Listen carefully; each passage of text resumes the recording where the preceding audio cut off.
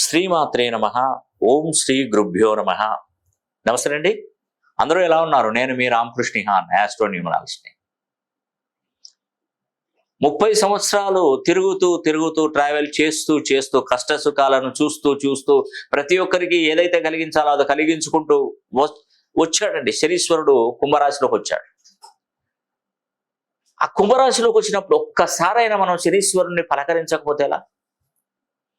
శని, మనం ఒక శాస్త్రం ఉంది, పురాతన సామెత ఒకటి, ముళ్ళును ముళ్ళుతోనే తీయాలి, వజ్రాన్ని వజ్రంతోనే కోయాలి. శనిని శని హోమం ద్వారానే శనిని ప్రసన్నం చేసుకోవాలి. శనికి ఒక పీరియడ్ వచ్చిందండి. మనం మిగతా టైంలోనూ మనకు నచ్చినటువంటి దేవుళ్ళను పూజించాలి, తప్పదు. మన ఇంటి దేవి ఇలవేలుపులు అందరినీ పూజించాలి.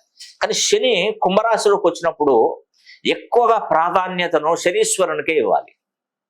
అందుకే మనం శని హోమం జరిపించుకోవాలి. శని హోమం జరిపించుకుంటే మనకు ఎంతో మేలు జరుగుతుందండి.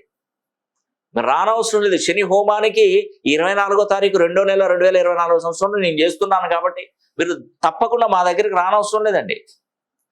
నేనే శని హోమం జరిపిస్తాను. అంతకంటే ముందు నేను కొన్ని వందలలో ఉన్నటువంటి వస్త్రాలు తీసుకుంటాను. 2 ఫీట్లు 1 ఫీటు వస్త్రాన్ని తీసుకొని ఒక దిక్కు తెల్ల ఆవాలు, నల్ల నువ్వులు ముడివేసి ఒక పెద్ద గిన్నెలో దాంట్లో వేసేసి ఆ వస్త్రాలు నిండుగా నూనె పోసేయాలి. పోసేసి 4 దిక్కుల అఖండ దీపాలు వెలిగించి దాని చుట్టూ నల్లదారం తిప్పాలి. చతుర్ముఖ దిగ్బంధనం చేయాలి. చేసి ఆ 24వ తారీఖున ఒక్కొక్క వస్త్రాన్ని తీసుకొని ఎవరి పేరైతే ఉందో గోత్రనామాలతో ఒక్కొక్క దునిలో వేసినట్టయితే దానిలో ఉన్నటువంటి తెల్ల ఆవాలు చిటపట నల్ల నువ్వులు భస్మం అయిపోయి మీకున్నటువంటి కర్మలన్నీ కూడా పటాపంచ, అక్కడితో శని మొత్తం పోతుంది.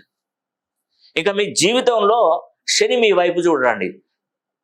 మానవ జీవితంలో ఒక్కసారైనా శని హోమం జరిపించుకోవాలి. అది ఈ తరహాలో. లేదండి మేము శని హోమం వేరే బయట చేయించామండి, అలా కుదరదండి. ఈ విధంగా ఈ దిగ్బంధనం ప్రక్రియ ద్వారానే చేయాలి. నువ్వు తెల్లవాళ్ళు వేయలేదు కదా, దిగ్బంధనం చేసేవాళ్ళ చతుర్ముఖ దిగ్బంధనం అది చేయలేదు కదా.